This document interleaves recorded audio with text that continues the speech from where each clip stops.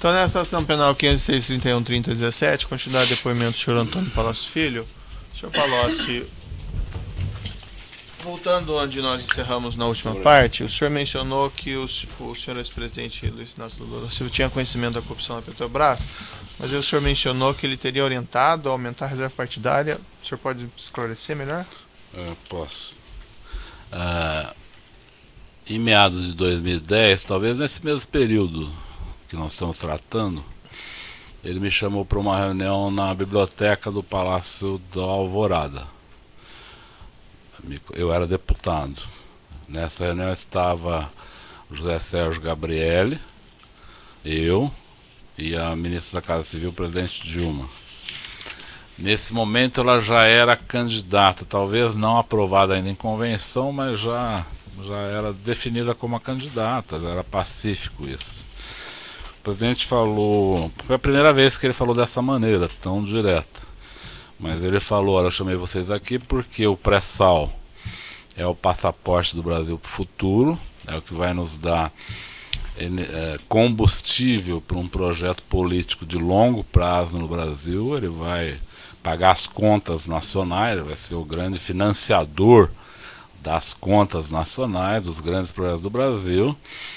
E eu quero que o Gabrielli faça as sondas pensando neste grande projeto para o Brasil.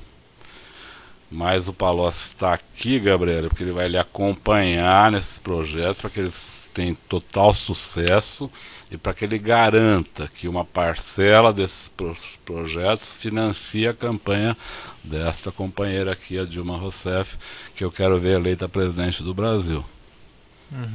Isso ocorreu no Palácio da Alvorada, na biblioteca, em meados de 2010. Era quando se começou o trabalho de construção das sondas. Então ele encomendou para o Gabrielli que, através das sondas, pagasse a campanha da presidente Dilma de 2010, obviamente pedindo às empresas os valores que seriam destinados à campanha. E como funcionava a interação assim entre, por exemplo, o diretor da Petrobras e, vamos dizer assim, essa área do governo? Ou havia alguma interação? Como é que isso operacionalizava? Diretores... por exemplo, o Renato Duque, né, solicitava, segundo o Ministério Público, valores em decorrência de um contrato com destino eleitoral. Nessa época estava mais ou menos assim, doutor. O Renato Duque se relacionava diretamente com o João Vacari. Sei. Tá? E aí nos contratos o João Vacari acompanhava os contratos que ele estava realizando, ou ele, Vacari, pedia, os operadores privados já sabiam que ali tinha uma contribuição partidária, e o João Vacari buscava essa contribuição partidária. No caso do Zelada, houve uma série de projetos que ele fez na área internacional, e todos eles tiveram ilícitos dirigidos ao PMDB. E no caso do Paulo Roberto, ele mesmo colocou uma série de... O Paulo Roberto sempre foi um homem do PP. Ele não era como técnico da Petrobras, ele não tinha filiação partidária, mas ele se tornou amigo do PP, indicado pelo PP e passou... Ele tinha uma dupla função. O nome dele chegou a ser cogitado alguma vez para a presidência da Petrobras? Não, eu nunca vi. Depois do Gabriel, o senhor disse? Isso. Não, nunca vi. Logo depois do Dutra, o nome do Gabriel apareceu com naturalidade, porque o Gabriel era diretor financeiro da Petrobras e tinha um desempenho muito bom. Então ele passou a ser presidente. Aqui eu quero, só para não deixar solta essa história, quero lhe dizer que o Gabriel eu nunca vi fazer ilícitos. E neste dia, depois que o presidente Lula encomendou este ilícito para o Gabriel, eu fui ao Gabriel, sentei com ele, falei como é que nós vamos fazer, ele estava muito constrangido. E ele me explicou que seria muito difícil fazer o que o presidente tinha pedido. E que ele não queria contrariar o presidente, mas seria muito difícil. Eu perguntei a ele se ele queria, vou ser bem franco aqui, se ele queria que eu operasse com algum diretor da Petrobras, com Renato Duque ou com outros, para desenvolver a encomenda do presidente, e ele ficaria fora disso. Ele disse que não, ele disse que ele trataria, o presidente mandou ele tratar, ele trataria. Mas depois da terceira reunião que eu tive com ele, ele deixou claro que não ia viabilizar contribuição de campanhas nesse projeto. Por quê, doutor? As empresas que estavam entrando para fazer sondas estavam nacionalizando 60% dessas sondas. Nacionalizar navios com essas características tecnológicas num espaço tão curto de tempo exige uma curva de aprendizagem que os preços contratados não pagavam. Sei. Então não havia nenhuma margem para contribuições, era claro isso para mim e para ele. Ele me colocou isso, para mim estava claro que nada ia acontecer ali de ilícitos, né, em termos de, vamos dizer, de fazer o pagamento. Ilícito já era o processo, mas o pagamento não iria ocorrer porque não havia margem para isso. Inclusive o senhor deve ter notado, quando as empresas vieram aqui, em vários processos, que se perguntou de sondas, por exemplo, a UTC, a Odebrecht, falaram que não pagaram. Mas teve algumas que pagaram. Algumas que pagaram, eu vou lhe explicar. Tem a Keppel FELS, isso, as empresas estrangeiras pagaram ao Vacari. Por quê? Porque as empresas estrangeiras vinham com a sua curva de aprendizagem. E conseguiam fazer navios no Brasil, não com a mesma curva construída no seu país de origem, mas com um ganho de tecnológico e de experiência muito maior. Eles estavam, vamos dizer, na curva de aprendizagem lá na frente, nós estávamos aqui no início. Então, se for observar, não há empresas nacionais que tenham dado contribuição para o Vacari, apenas empresas estrangeiras. E mais, as nacionais deram contribuição para o senhor Barusco. Sim. Por quê? Porque o senhor Barusco selecionava as empresas, dentro da SET Brasil, ele selecionava as empresas que iam fazer obras. Então, se a empresa não desse... isso eu soube aqui também, não soube antes, sim, doutor. não, o senhor não sabia nada. Não, isso não, eu sabia que o Barusco cobrava, Perfeito. mas... Não, mas perfeito, acho você que entendeu? Não sei se eu entender fui claro, não também, sei se eu fui... em princípio, as perguntas de jurisdição é essa, eu passo ao Ministério Público. Senhor Antônio Palocci, inicialmente, essa planilha sobre a qual o senhor foi indagado pelo juízo, de nome planilha italiano, uma pergunta que nós devemos fazer para o senhor. O senhor era conhecido por italiano? Se eu era conhecido como italiano, não. O senhor é o italiano não. a que se refere Marcelo Odebrecht? O Marcelo nunca me chamou de italiano, mas eu acho que essa planilha, quando ele coloca italiano, ele diz respeito a mim, sim. Ele nunca me chamou por esse nome, nem ele, nem o doutor Emílio, mas não sei porque ele escolheu essa alcunha. Mas tem vários e-mails que ele fala de italiano e Itália que não diz respeito a mim. Eu sei que não diz respeito a mim. Pode dizer respeito a outras pessoas. Mas a planilha eu acredito que sim, porque boa parte do que é tratado nessa planilha são assuntos que eu tratei com ele. O senhor identifica nesses e-mails dos autos, agora tem, em contato tem com e-mails eles que não se referem a mim. E os que se referem a e-mails com a expressão italiana que se referem ao senhor? Sim. Há alguns que se referem a mim. Com relação a essa reunião do dia 3/9, que o juízo de 2010, que o juízo fez... essa do este do endereço referido, Alameda... AP, Roberto Teixeira, Alameda Ministro, é meu endereço da minha empresa. Ministro Rocha Azevedo, Isso. esse é o endereço da sua empresa. É o endereço da minha empresa. Isso, deverá ir Paulo Melo e Rodrigo Salles. Eu vi no processo isso. Agora, eu não acredito que essa reunião tenha ocorrido. Não estou negando que ela tenha ocorrido, mas não acredito até porque eu não conheço nem Paulo Melo nem Rodrigo Salles. Se eles falarem que me conhecem e foram numa reunião, a senhora pode anotar que a minha memória me traiu, mas eu não lembro dessa reunião. Lembrei de todas as outras que eu fiz dezenas de reuniões sobre esse assunto. Mas essa eu realmente não me lembro. E acho estranho, veja, toda reunião que a senhora vê aí no processo, toda reunião que marca comigo, tem ou o Brani ou a Rita, minha secretária, marcando a reunião também. Não é? Não tem segredo em termos de marcação de reuniões. Essa não tem. Ocorreu algum problema que eu não sei qual é. Talvez a Terra não tenha ocorrido. Eu realmente não me lembro. E o senhor esteve Se a senhora tiver a razão que lhe leva a perguntar, se eu puder esclarecer de outra maneira que não seja a reunião, eu estou totalmente à sua disposição. Eu não quero esconder nada, mas eu realmente não me lembro dessa reunião e não me lembro de ter conhecido Paulo Melo ou Rodrigo Salles. E com relação a Demerval Guzmão, o senhor esteve com ele? Nunca ouvi. E com relação à aquisição em nome da empresa DAG? Foi o Marcelo que me falou que faria assim. Por que ele me falou que faria assim? Ele falou, porque foi quando eu propus a ele, não faça em nome do primo do Bunlai, não tem nada a ver, quer dizer, nós vamos ter um problema depois. A Odebrecht vai estar comprando um prédio em nome do primo, do amigo do presidente, que depois vai ser passado para o presidente. Isso aqui está virando uma confusão primária.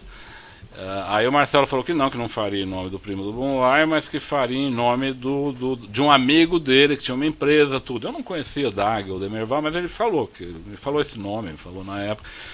Foi nesse momento que eu falei, por que você não compra pela Odebrecht? O prédio doa o prédio. A Odebrecht doou o prédio para o Instituto depois, não é o melhor, seria melhor doar recursos, mas pode doar um prédio, não é ilegal. A ilegalidade estava antes, não estava ali. Mas ele falou nesse momento, ele falou que não queria pôr o nome da Odebrecht nesse projeto. Foi o que ele me disse. E com relação à questão do apartamento comprado em nome de Glaucus, o seu conhecimento, que o senhor já relatou, poderia explicar? Eu tive 2 episódios que me falaram desse apartamento, não mais. Um foi o Bunlai. Quando o Bunlai me falou que ia pôr esse prédio em nome do primo dele, ele me explicou essa presença do primo, que eu nunca tinha ouvido falar, o senhor Glauco Costa Marques, que eu não conheço também, mas ele me falou que ia pôr em nome desse primo, porque ele já estava ao mesmo tempo cuidando de outros assuntos imobiliários, inclusive do apartamento vizinho do presidente, coisa que eu nem sabia o que era. Quando eu voltei ao presidente, perguntei a ele, que história é essa do seu apartamento vizinho, que o primo do Bunlai falou que está comprando? Ele falou, não, esse apartamento a segurança da presidência da República está alugando, por razões de segurança. Me pareceu uma coisa normal isso. Mas eu estou gostando da ideia de ter esse apartamento, eu vou tentar comprá-lo.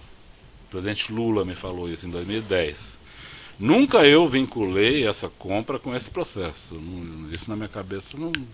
O senhor sabia que esse imóvel estava em nome de Glaucus da Costa Marques? Esse imóvel vizinho? Sim. O Bunlai me falou que era ele que ia viabilizar a compra. E o senhor soube a forma como foi pago? Não. O senhor soube se com relação a um valor mencionado no processo, a uma transferência de R$800 mil a Glaucus da Costa Marques? Isso. O senhor teve conhecimento não, desse tive fato? pelo processo apenas. Antes eu não tive. Repito a senhora, o Bunlai me falou dos 2 prédios ao mesmo tempo, por isso eu supus que tinha alguma relação. Ele falou, meu primo está cuidando de assuntos imobiliários, meus, do presidente, do instituto, porque ele cuida de assuntos imobiliários, ele está inclusive resolvendo o problema do apartamento de São Bernardo, que eu não sabia o que era, e do terreno, do prédio. Aí eu perguntei para o presidente Lula, que apartamento é esse de São Bernardo? Ele me contou, é o meu vizinho, que a segurança da presidência da República alugou por razões de segurança, mas que eu, como tenho 5 filhos, e aí o apartamento do presidente é pequenininho, né? Apesar de ser uma cobertura em São Bernardo, é pequeno. Então ele achou que ele estava pensando em comprar esse outro para ter um espaço melhor ali. Me falou que estava com intenção de comprar. Dias depois que o Bunlai tinha me dito que o Costa Marques estava tentando viabilizar a compra desse apartamento. Isso é o que eu sei. Agora, que uma coisa tinha relação com a outra, eu não sabia. Eu só soube porque ele me falou ao mesmo tempo. Mas a questão de pagamentos eu nunca acompanhei. E sobre celebração de contrato de locação entre Glaucus da Costa Marques e o presidente? Marisa? Nunca soube. Nunca vi nenhum comentário sobre isso. O senhor iniciou a mencionar ao juízo que PRC tinha uma dupla função. O senhor pode explicar? O senhor disse o Paulo Roberto Costa. Não, eu parei no meio nessa coisa. Não, o problema é o seguinte, o Paulo Roberto Costa, ele foi uma pessoa indicada pelo PP e por pessoas da Odebrecht ligadas à Braskem, porque a Braskem tinha dificuldade de resolver os problemas de nafta na Petrobras. Então ela também participou da mudança dessa diretoria junto com o PP. Mas depois de um tempo, o Paulo Roberto teve uma doença muito grave, E o PP começou a buscar uma alternativa ao nome deles. Isso causou um mal-estar entre eles. O Paulo Roberto voltou depois, vamos dizer assim, com uma tripla relação. Ele passou a ter uma relação com o PP, com senadores do PMDB e com o PT. Mas se o senhor pudesse esclarecer um pouco mais com relação a essa dupla função, o senhor se Não, referiu dupla função a, que eu digo, a resolver problemas de que É que ele natureza? tinha uma relação específica com o PP, até essa doença dele. Depois dessa doença, ele voltou à diretoria, aí já essa volta dele se dá numa relação que ele restabelece não só com o PP, mas com pessoas do PT e com pessoas do PMDB. Eu não fui claro, doutor? Desculpa. A referência que o senhor fez a Braskem, eu não compreendi. Não, a Petrobras, o segundo assunto, além da estatização da Braskem, que tinha no começo do governo Lula, eram as negociações da NAFTA com a Petrobras. A NAFTA é um insumo essencial. Mas assim, daí, desculpe, doutor, eu interromper, mas tem... Eu estou... em relação à nomeação de Paulo Roberto Costa, em que contexto ocorreu? Na verdade, os diretores da Braskem tinham dificuldades de negociar com o diretor anterior, que chamava Rogério Manso. Então, de certa forma, a Petrobras, a Braskem e a Odebrecht, vamos dizer, participaram do esforço da substituição dessa diretoria. O senhor acompanhou esse episódio? Acompanhei. Não, eu não tinha mando sobre ele, mas eu soube o que estava acontecendo. Foi na condição de ministro da Fazenda. E de integrante do Conselho de Administração da Petrobras também? O senhor esteve no Conselho de Administração da Petrobras em que período? De começo de 2003 até março de 2006. Então o senhor participou dessas nomeações no âmbito da Petrobras? De Paulo Roberto Costa, também, de Renato Duque? Também.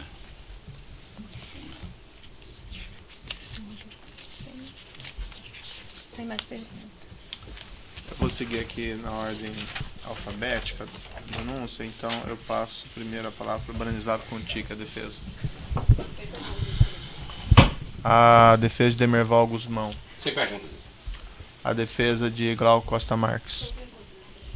A defesa de Luiz Inácio Lula da Silva.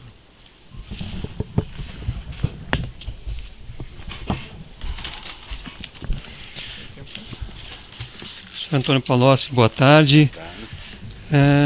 O senhor poderia explicar o período em que o senhor participou do Conselho de Administração da Petrobras? Foi início de 2003 até fim de março de 2006. Certo. E o senhor pode esclarecer como é que funcionava esse órgão? Se era um órgão composto com quantas pessoas? Se eram todos indicados pelo governo? Se havia conselheiros independentes? Havia membros indicados pelo governo, normalmente ministros. Havia o presidente da Petrobras, primeiro o doutor Dutra no nosso governo, depois o doutor Gabriel, depois a doutora Graça. E havia, sim, membros representantes dos minoritários, que normalmente eram empresários. Então chegaram a passar por lá Fábio Barbosa, presidente do ABNAM, o Jorge Gerdau, presidente da empresa de mesmo nome, o Dr. Sondas, de uma rede de varejo do Rio de Janeiro, o Dr. Roger Agnelli, presidente da Vale do Ribeiro.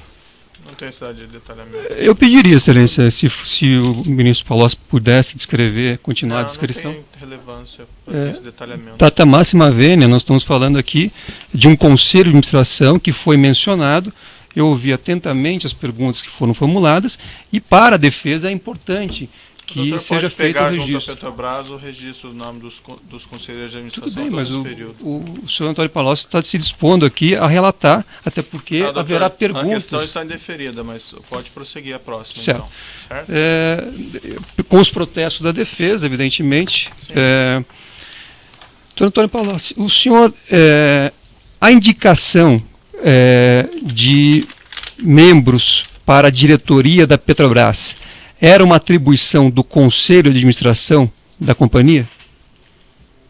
Não, depende do membro. O membro do governo é a atribuição do governo. O Conselho de Administração dava o aval e, na verdade, a Assembleia da empresa que nomeava de fato. O conselho fazia provisoriamente, depois a assembleia da empresa nomeava. Normalmente os membros do governo, era o governo que indicava, os membros dos minoritários, os minoritários se entendiam e faziam indicações de nomes de mercado. O senhor tem certeza disso? Sim. O senhor conhece o estatuto da Petrobras, sabe das atribuições do Conselho de Administração? Sim. E o senhor, pelo que o senhor está afirmando, não era atribuição do Conselho nomear os diretores da Petrobras? Não, os diretores eram indicados no Conselho e passavam pela Assembleia da Petrobras também. Estou enganado? Só um esclarecimento que estou pedindo ao senhor. Posso estar enganado. Em relação aos nomes de Paulo Roberto Costa, Nestor Severo, Renato Duque, eles foram indicados e nomeados por unanimidade pelo Conselho de Administração ou houve divergência em relação a essas nomeações? Não lembro de divergências. Então, também os conselheiros nomeados pelos minoritários e funcionários aprovaram esses nomes? Acredito que sim, não me lembro de divergência. Correto. Além dessa nomeação de diretores, o Conselho também examinava contratos que eram firmados pela empresa a partir de um determinado valor? Sim.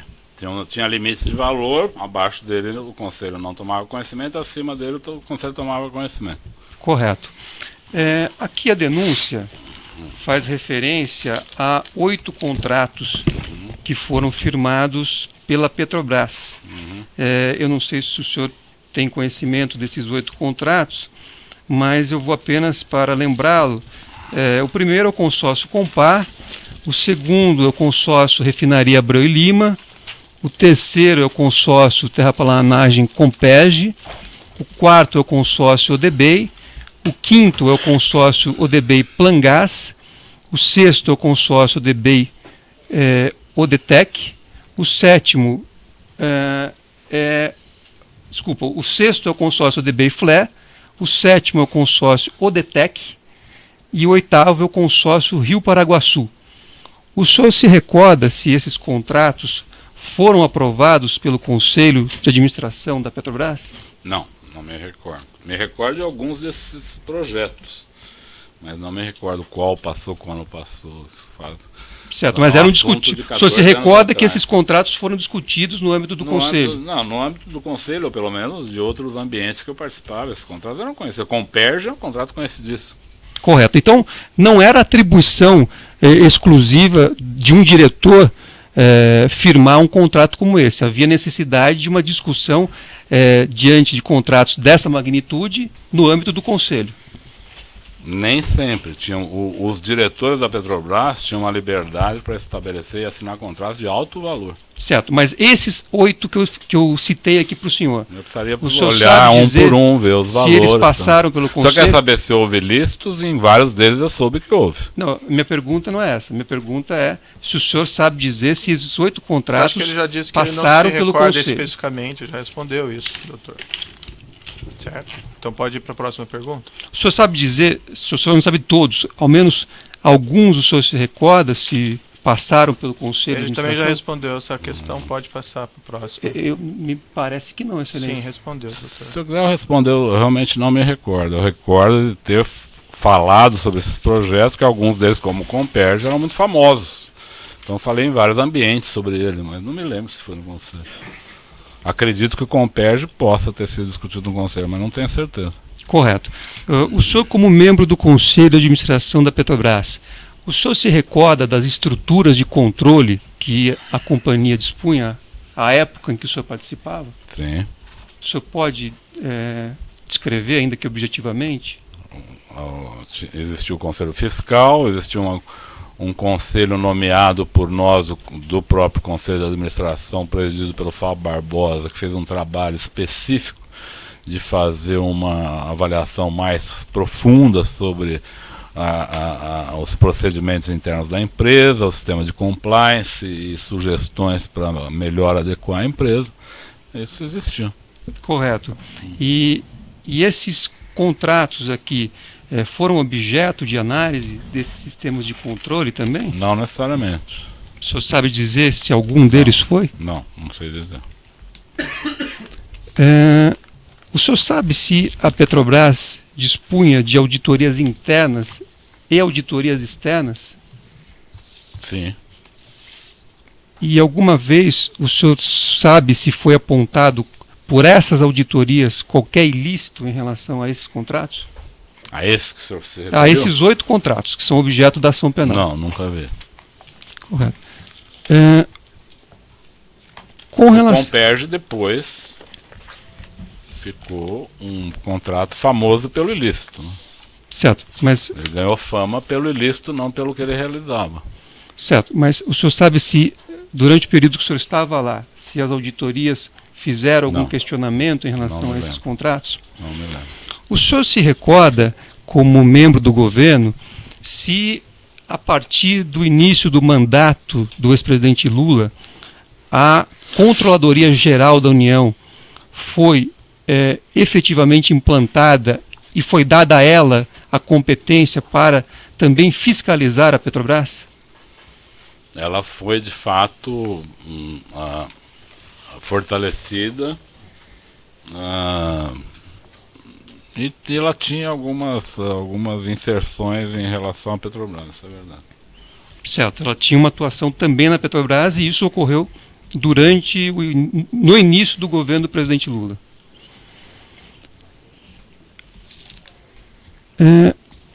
Com relação a esse tema, ou a esses temas que o senhor prestou hoje depoimento, está prestando depoimento, o senhor se recorda quantos depoimentos o senhor já prestou sobre esses temas? Sobre esses temas?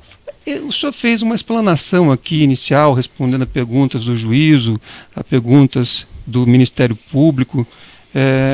O senhor sabe dizer quantos depoimentos o senhor já foi indagado em relação a esses assuntos que o senhor hoje apresentou? É o primeiro aqui. O senhor nunca tratou da Petrobras, o senhor nunca tratou desses temas? Com o presidente Lula eu tratei de tudo isso que eu falei aqui. Certo. Em outros depoimentos? Não, em outros depoimentos não. Tratei com ele pessoalmente. Não, minha pergunta é a seguinte.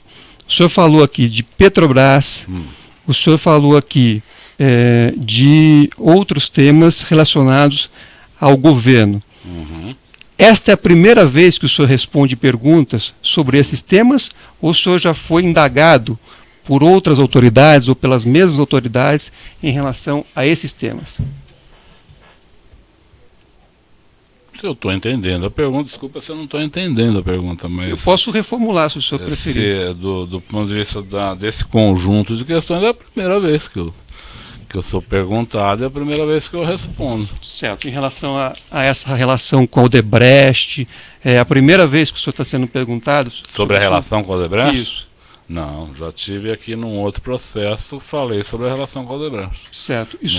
O senhor se recorda se a versão que o senhor apresentou hoje é a mesma versão que o senhor apresentou no depoimento anterior? Não é uma versão contraditória, mas digamos que a versão de hoje é uma versão mais rica. Certo. Em relação ao relacionamento, em particular ao relacionamento ilícito que houve com a Odebrecht. Certo. Eu tenho aqui um depoimento que o senhor prestou na ação penal 50.54.932-88, em que o senhor também figurava aqui como acusado, e naquela oportunidade o doutor Sérgio Moro, que hoje também fez perguntas ao senhor, fez uma pergunta que foi a seguinte: o senhor tratou de pagamentos, contribuições paralelas não contabilizadas, Caixa 2, com eles, referindo-se ao Odebrecht? O senhor disse: não, eu nunca tratei, doutor, eu nunca operei contribuições, até porque não era a minha função. Se eu fosse, eu teria feito, mas eu nunca operei contribuições. Eu sempre dizia para o empresário: olha, atenda o tesoureiro da campanha. Então, essa foi uma afirmação que o senhor fez na outra ação. Eu quero saber por que é que o senhor mudou a versão hoje e contou algo diferente. Não, eu não mudei, eu nunca operei, eu disse naquela oportunidade que nunca operei doações, continuo a dizer, nunca operei doações, nunca fui buscar dinheiro em empresas, mas sabia que o dinheiro era depositado nos partidos, entregue em malas. Eu não Aqui fiz o essa senhor disse operação, que era para eu não- procurar o tesoureiro. Isso. Que o senhor, Normalmente eram o senhor os disse, tesoureiros que nunca faziam isso. tratei. O senhor- Não. a frase é nunca tratei. Não O senhor sei está se eu mudando neguei, hoje não sei. Pode ser que eu não esteja falando exatamente a mesma palavra. Mas eu digo hoje, eu nunca cheguei para uma empresa e falei, o senhor pode pagar no exterior tal pessoa? Eu nunca falei isso. Porque não me cabia discutir como a empresa ia pagar. Mas eu várias vezes pedi para a empresa, o senhor pode fazer a doação de 50 milhões para a campanha do presidente tal, da presidente tal? Isso eu fiz várias vezes. E sabia que os tesoureiros depois iam lá e faziam pagamento, listos e listos, caixa 1, 2. Muitas vezes era caixa 1 para simular pagamento legal, mas a origem do dinheiro era ilegal. Um exemplo bom é na campanha de 2014. A campanha de 2014 teve duas características. Foi a campanha que mais teve caixa 1 e foi uma das campanhas que teve mais ilicitudes. Certo. Por quê? Porque o crime se sofisticou no campo eleitoral. As pessoas viram que o problema é o caixa 2, então vão transformando progressivamente tudo em caixa 1. Só que a ilicitude está fora do pagamento. É a origem criminosa dos valores. Esse é o ponto. Tá? Então isso, a própria Operação Lava Jato já desvendou esse mistério. Perfeito. Não, Eu vou interromper um minutinho para o tamanho do áudio. Já voltamos.